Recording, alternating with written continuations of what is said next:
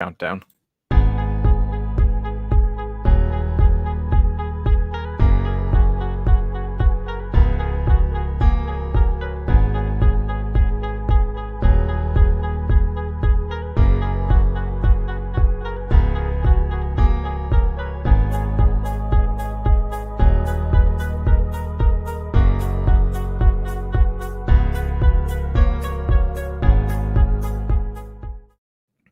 Ladies and gentlemen, good afternoon, good evening, or good morning, wherever you're listening to. Thank you for tuning in to the Play Action Podcast. Colton, what's going on? Happy Monday. Happy Monday is right, my man. Not too much, man. Can't really complain. I bet you're excited about your vacation coming up soon. Yeah, a little excited. A little football. A little football. Americano. A little football, eh? But, ladies and gentlemen, NFC South previews on the way, and you are listening to the Play Action Podcast. This is the Play Action Podcast featuring Will. It's not every time. It's not every time. Every time. Featuring Colton. The guy, if you go back into our division thing, this guy had the Jets. I picked the Jets to win. For no what reason? Yeah. Featuring a whole lot of arguing. Playoffs, we're gonna win the division. Listen. You need to to realize my thinking process here because the Bills. There is no thinking process. Let me tell you this. Let me tell you this. And I told people the Steelers were going to be decent. I didn't have the Steelers like, oh, they're godly. No, I was realistic. You were very unrealistic with the Jets. Colton, and guess who was right and guess who was wrong, Will? You were dead wrong about the Jets. I was dead right about Goat Allen and the Bills. And I was right about the Steelers. Come on now. I promise, Colton, I will make a new intro. I'm going to make different intros, so we're not going to be replaying that because that puts a smile on my face every single time. Oh, my gosh. You're a funny guy. You know, that's all I have to say is you're a funny guy. I'm a pretty funny guy, I have to admit. But, ladies and gentlemen, thank you for tuning in. As I get the banner going on right underneath, drop your comments in the section below. We'll feature them. Any questions? We will debate anything that's going on inside the NFC South today. But without further ado, let's jump right on into here. And let's start out with the Atlanta Falcons. One of the worst teams in the NFC last year. 4th pick. They take Kyle Pitts. A lot of pieces were missing on this offense coming now. Losing center Alex Mack. You lose James Carpenter. You send off Julio Jones. Todd Gurley, you don't want to re-sign. Ito Smith's nowhere to be found again. Yep. This team is not what it was when they hit the Super Bowl, Matt Ryan's MVP season a couple years back. What are your thoughts on this? Do you think maybe they'll be sending off Matt Ryan probably next year, maybe draft in the future if they do poorly enough? You know, this team's really interesting. I thought they were going to try to find any way possible to keep Julio because adding Kyle Pitts, it's kind of still like a win-now team. I get the defense is still dismembered and not that good. But this offense is right up there. So, we'll see. This team's got a lot of problems, especially on the defensive side. The offensive line's a little work in progress. Like you said, they let some of their guys go. Matt Ryan could win now still. So this is why I understand why they didn't try keeping Julio at all cost. They still have a decent receiving core. Clearly, Calvin Ridley is right there all over it. Russell Gage is going to be a nice little fantasy target for a flex option this year. And also he is. And Kyle Pitts is going to be absolutely disgusting. So you might see him lined out wide because he's built like a receiver. So the offense is good. We had a comment drop in on Lindstrom down there at guard. Shout out to my man Ryan Potts. Yeah, I mean, we'll see. We'll see. There's a lot of good guards in the NFC, so like we'll see on the Pro Bowl. But you know, to be honest, I look at this team. There's a lot of question marks on the defensive side. We'll get there in a minute. I just don't understand why not keeping Julio to try to, give one last shot here for Matt Ryan. But at this rate, I think Atlanta's in here like hoping a quarterback gets hurt somewhere in a team that's like Super Bowl ready. And trade Matt Ryan. That's kind of what I have a weird feeling might happen. I think they could probably go after a guy. Well, they're not going to do as poorly as the Texans, even though now they just came out and said they are open to listening to Deshaun Watson offers. But the problem is, though, they have so many holes defensively. So it's like, great, you trade for Deshaun Watson, you're trading 3 first-round draft picks. So I'm not even saying like the Falcons trade for him. I'm just saying like now you have another. Yeah. Now I'm not saying the Falcons are going to be fighting for the first overall pick. You could be getting a guy like Spencer Rattler out of Oklahoma. I think he's a Heisman favorite right now, if I'm not mistaken. But we will see what happens with the Atlanta Falcons this year, especially on offense. And let's shift the focus to defense because, defense. I like the corners. I like AJ Terrell, Isaiah Oliver, Kendall Sheffield. I like those. The safeties, they did lose both their safeties. They both went to Dallas. Linebackers, Deion Jones, still a force to be reckoned with. I personally still thoroughly enjoy him. You have Dante Fowler, who's not as dominant as he was with the Saxonville days, but he's still kind of an okay piece. Grady Jarrett, just to label off some names. The defense it's okay. It's not Dallas terrible. It's okay. I would say top 20. I'd say top 20. It's pretty close to being that bad. Like you did say, I do like AJ Terrell. He had a solid little campaign there out of Clemson last year in his rookie year for the Falcons. Deron Harmon coming in, Rutgers guy, I believe, from New England. There's just so many holes. I do like Dante Fowler, but he's not what he used to be. He's still very effective. Don't get me wrong. Grady Jarrett's still one of the best nose tackles in the game. And they also have The Rock on the team as the third strong safety. They got Dwayne Johnson. I think they're okay. I think they will make a run. They can make a run. I hate you. Do you smell what he's cooking? Oh my God. This might be one of the odds-on favorite to be, another worst team in the NFC again. And we will end up seeing what happens to Matt Ryan. Will they end up trading him off? Will he just blow it all up, kind of start from scratch? There was no reason drafting Kyle Pitts if you're going to blow it up. There's no reason drafting Kyle Pitts. I get he's a cornerstone tight end, but you better get on the wagon soon. This kid's really, really good. And if you take 8 years trying to build a roster, he's going to want out at the end of this contract. So good luck. Better figure it out, Atlanta, if you're going to do that. This guy's going to be a monster. This guy's going to be a top 3 tight end. He's going to be up there with Kittle and Kelsey. Promise you. Better figure it out. Better figure it out, Atlanta. Do you see Atlanta probably being the worst team in the NFC this year, just moving forward? I think there is a good chance. No, Matt Ryan. Nope. Matt Ryan, Calvin Ridley. Yeah, no, they're going to put up points still. So, and Terrell should be better than year one. Harmon's okay in the back end, still with them. So, I think they're not. I can't say they're that bad unless Matt Ryan gets hurt. Then they're the worst team in the NFC. So, if Matt Ryan's healthy, they give him somewhat time. Calvin Ridley's going to eat, and so is Russell Gage and Kyle Pitts. Those guys are going to absolutely eat. Let's shift focus now. Let's go into the Carolinas right now. Oh, here we go, fanboy. The man, the myth himself, Sam Darnold. Oh, his jersey's somewhere in the shuffle of jerseys I have over there. But they trade, I believe it was a 4th, a 6th, and then a 2nd. I believe the 6th was for this past draft, and the 2nd and the 4th are next year. They trade a decent amount of draft capital to acquire Sam Darnold. They then ship Teddy Bridgewater off into Denver, which I don't know about you. I still don't think Teddy had a fair shot in Carolina. No, we've kind of gone over this. We've talked about it. Teddy never gets a fair shake, so not surprising here. But, they have a good backup, PJ Walker. We saw with his lone start last year against Detroit. He did really well. XFL MVP, if I don't want to be mistaken. No, you were correct. But there's a lot of pieces here that the Jets did not have last year and the year before that. Oh, they had one of those pieces. I'm circling them now on my little thing here. That no one else sees. Mr. Robbie Anderson. I do see the sun god there. So that was a mistake by the Jets for letting him walk for Rashad Perryman. Good job, New York. I'm running back Christian McCaffrey hurt for 13 of the games last year. They do draft Chuba Hubbard from, I believe, Oklahoma State. A very good, reliable backup who Mike Davis was his backup. Now he's not anymore.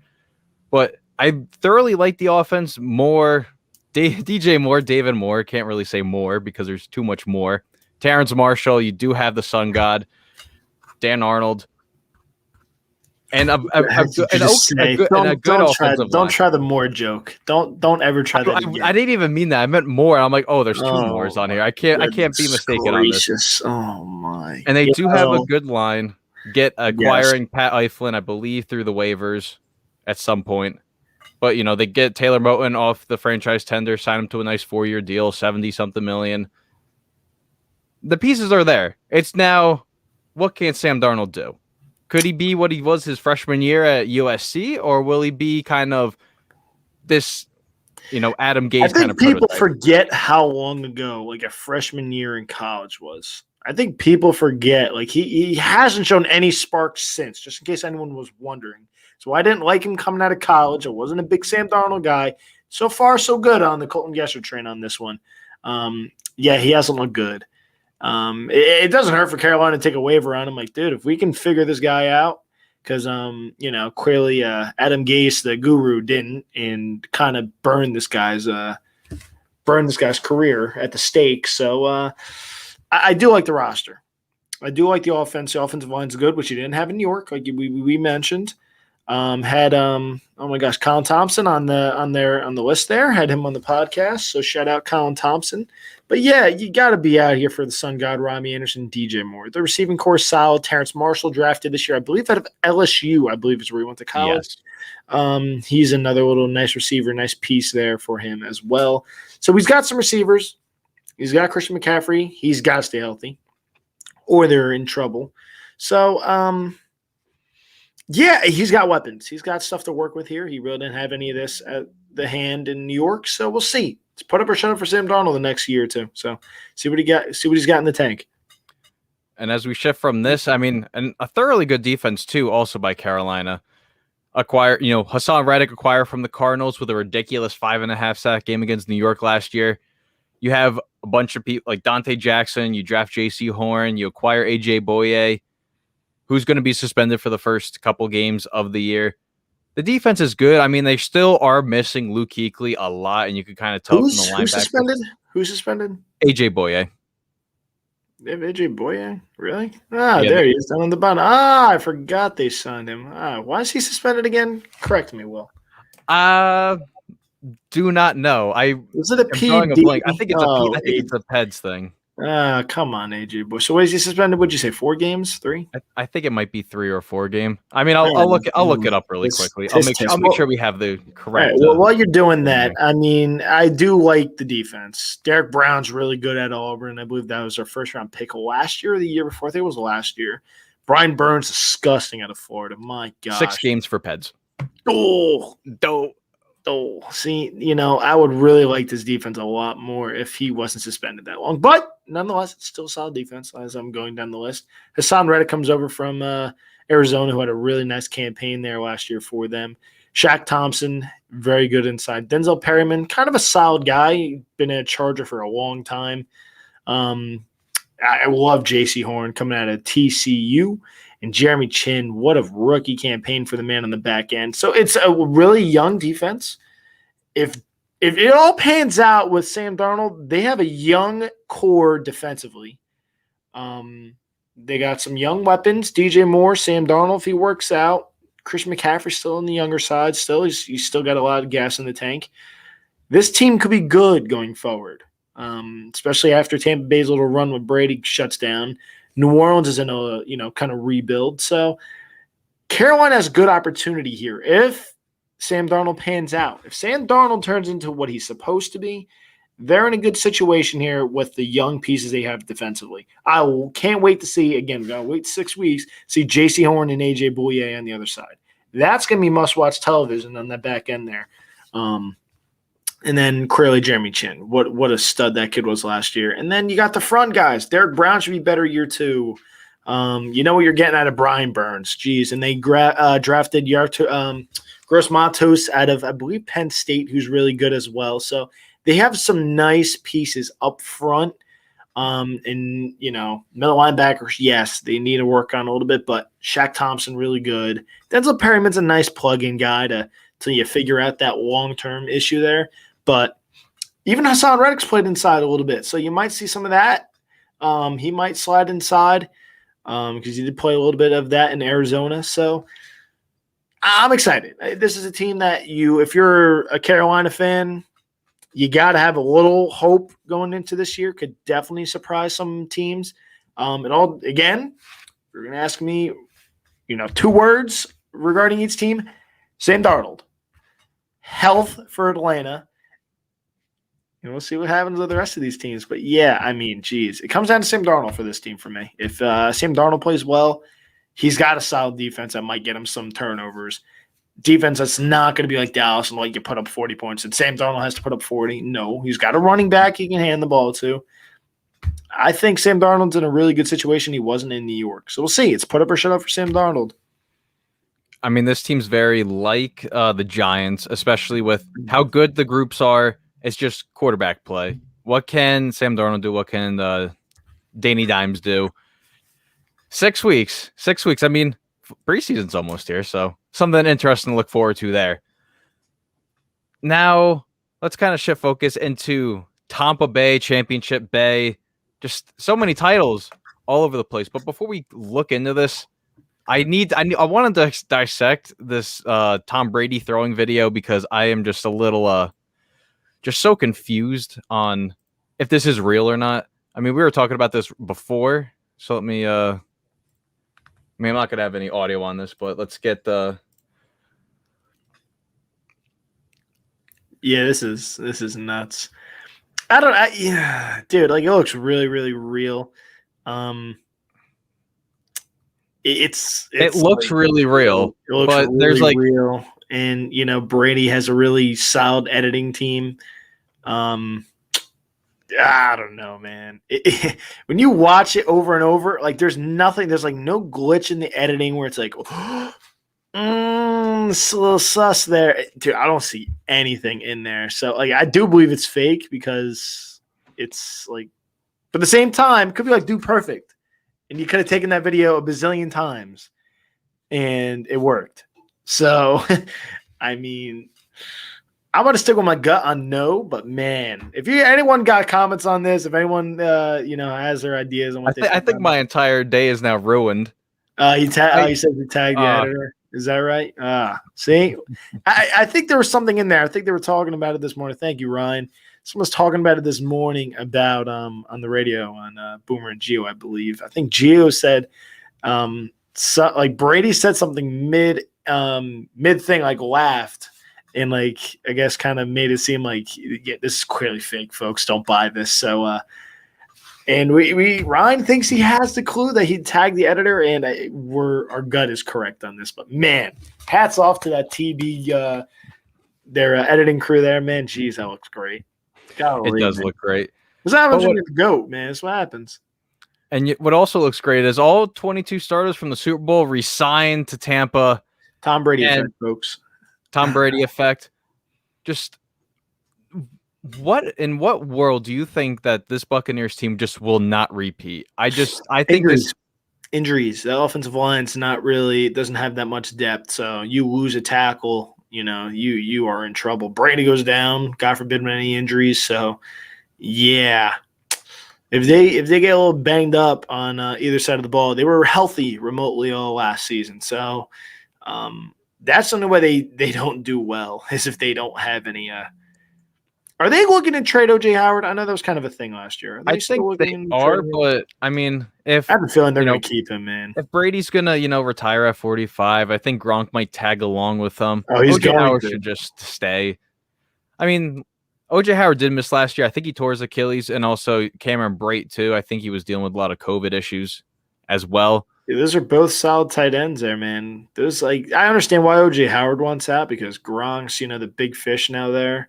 But yeah, this team, that's again, injuries. What is something that keeps this team from repeating or getting close to it is injuries. So, yeah, that's kind of all I have to say about the Bucs here. I was about to say the Patriots. This is what happens when Tom Brady's on a team that he shouldn't be.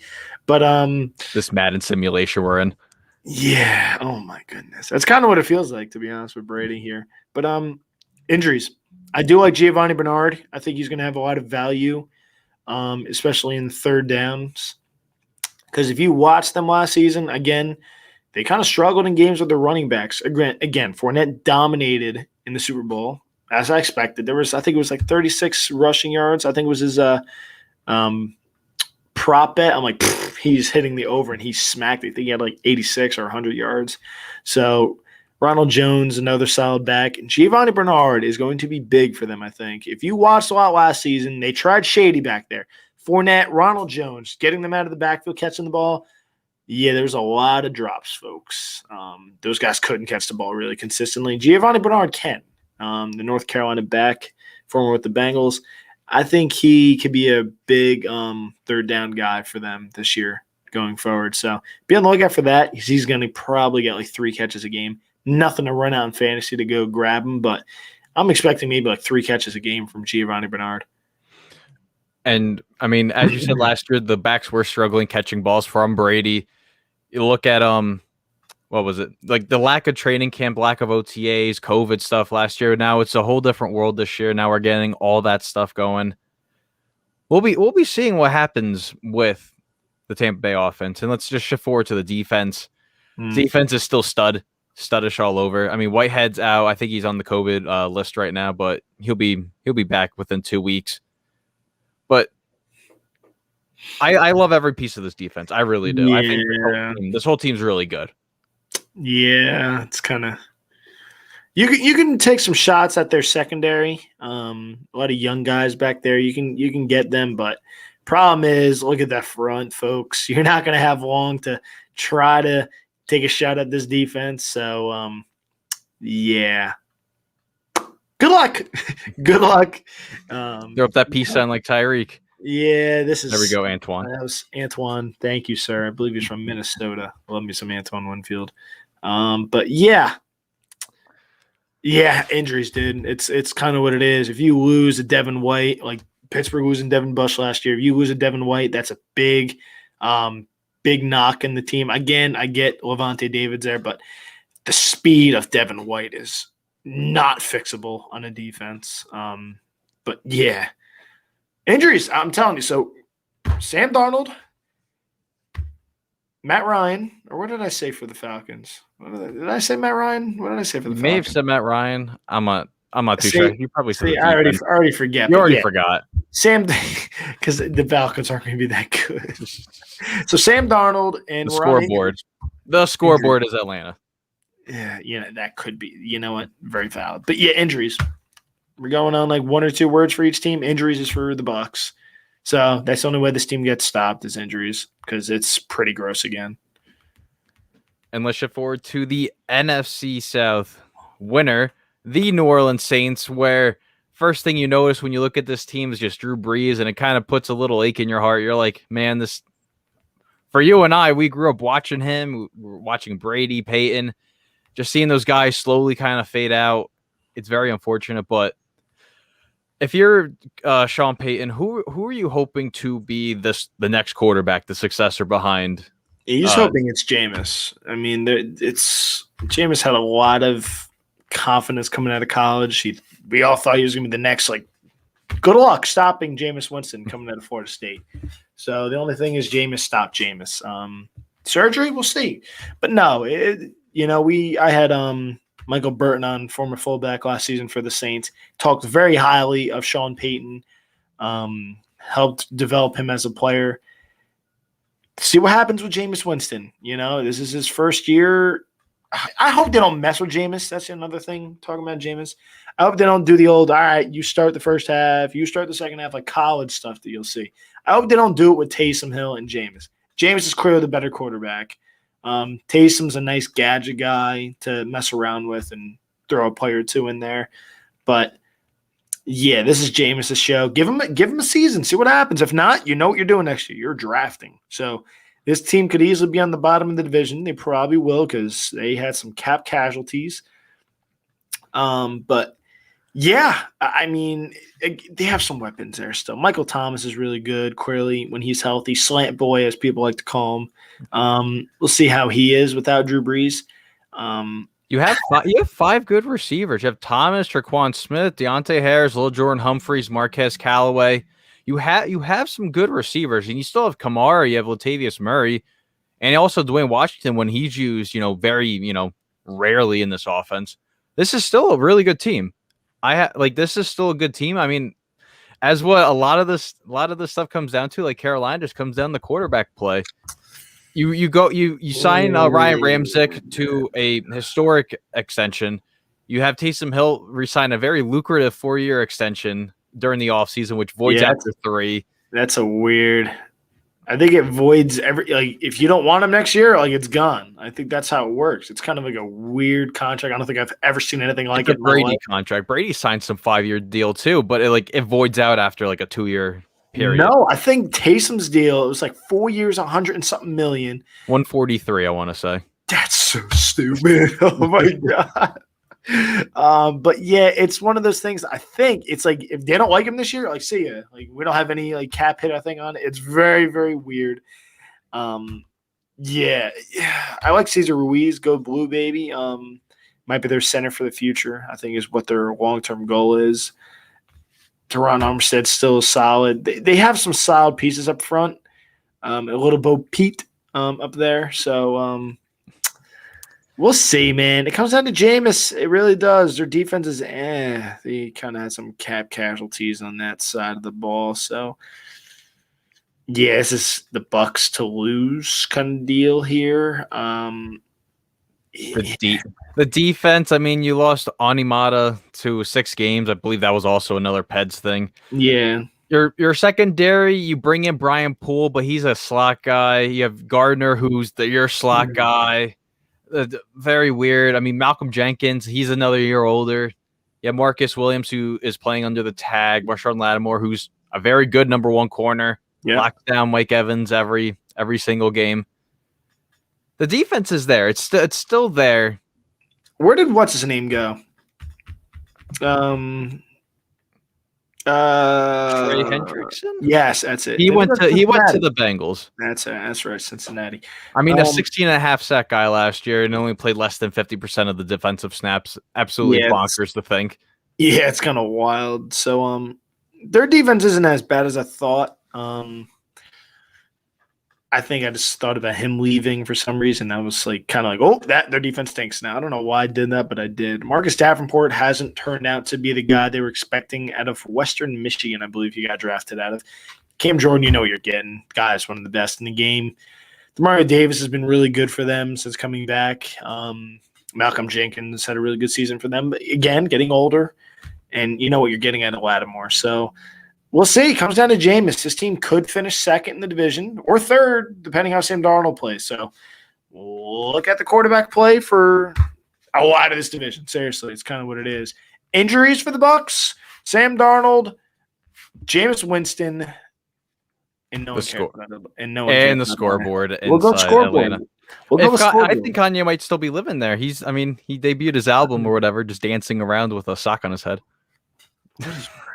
Why was that necessary in a football podcast? Listen, he's living in the Falcons stadium until he's all done. But, ladies and gentlemen, that concludes our show.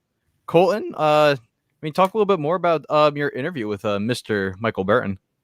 Yeah, and it was a good interview with Michael Burton, fullback for the Kansas City Chiefs. So I was excited to have him on, hoping to get some more bigger things done with those guys there at Malka Sports. We'll see. The problem is the season's starting, so it's not as easy to work stuff out, getting guys on. But we'll see. But check that show out on Spotify, Apple Podcast, Spreaker, YouTube, wherever you find your podcast. That is where it is. Look for the Personal Thought Podcast. But yeah, the show with Michael Burton was great. Talked a little bit about Rutgers football. Know a lot of people that follow me and stuff are big Rutgers people. So give that a listen. Talked a little about the Chop as they're starting to get themselves back in the big shot here in the Big Ten. Curly talked about his time with Andy Reid now, Sean Payton with the Saints, Mahomes, Drew Brees. I'm not going to spoil the show. Go listen. It's a great podcast. Down-to-earth guy. I was excited to have him on. And sounds like he'll be possibly going to stop by here in the Play Action podcast here later in the season. He had a good time. So I told him let's run it back. There's a couple people that are going to be coming on the Play Action podcast very soon. Yeah, we're starting to get there, Will. We're getting there. Slowly but surely. That's right. But ladies and gentlemen, next week, the AFC East. What will New York do with Zach Wilson and Greg Sala? Bill Belichick, what kind of stuff does he have up his sleeve? Did you just say Greg Sala? Oh my God. So you got to end the show. You got to end the show. Goodbye, Will. Oh my goodness. Oh my, wow. Dumb comment by me. Okay, but what does Bill Belichick have up his sleeves? Can the Bills stop the Kansas City Chiefs? And also the Dolphins apparently going to be trading Tua and Deshaun Watson. Something going on there. But ladies and gentlemen, thank you for tuning into the Play Action Podcast. Follow us on all the links down below, as you can see along the ticker down there. Also, follow the Personal Foul Podcast featuring Colton. Awesome content. I'll be listening to his interview right after we're done with this. But ladies and gentlemen, thank you for tuning in, and we will see you next week.